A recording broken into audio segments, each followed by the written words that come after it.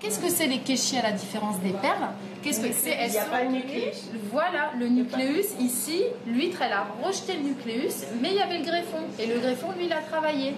Et donc, la nacre, elle va se développer de manière anarchique, elle n'a plus de support. Donc, un nucléus, ce sera que de la nacre.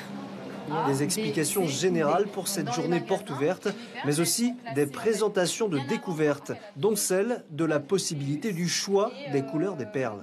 Un greffeur, ce qu'il regarde en fait avant de prélever le greffon, ça va être la coquille, la face interne de l'huître donneuse de greffon. Et on voit ici qu'elle est irisée. Il y a plusieurs couleurs. C'est ici, ça va déterminer en fait la couleur de la perle. Outre les recherches sur la perle, celles sur le platax ou parapehue. En 13 ans, l'Ifremer a considérablement avancé. En 2015, 27 tonnes de ce poisson ont été produites.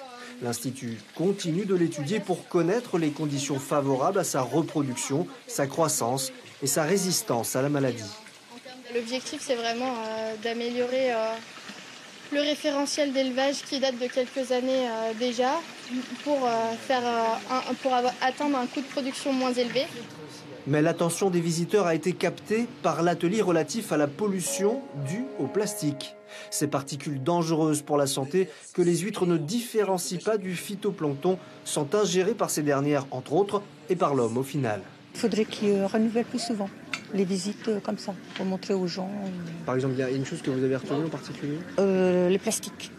Alors là, ça fait peur de manger du poisson parce qu'on ingère tous ces plastiques que les gens jettent à la mer. Le matériel qui était utilisé par les fermes perlières, qui en grande partie c'est du plastique qui tombe au fond du lagon, qui n'est pas récupéré, qui se désagrège et qui est consommé par les huîtres, par les poissons. Le microplastique peut-il causer des difficultés de reproduction ou de croissance des animaux marins? C'est l'objet de la prochaine étude de l'Ifremer.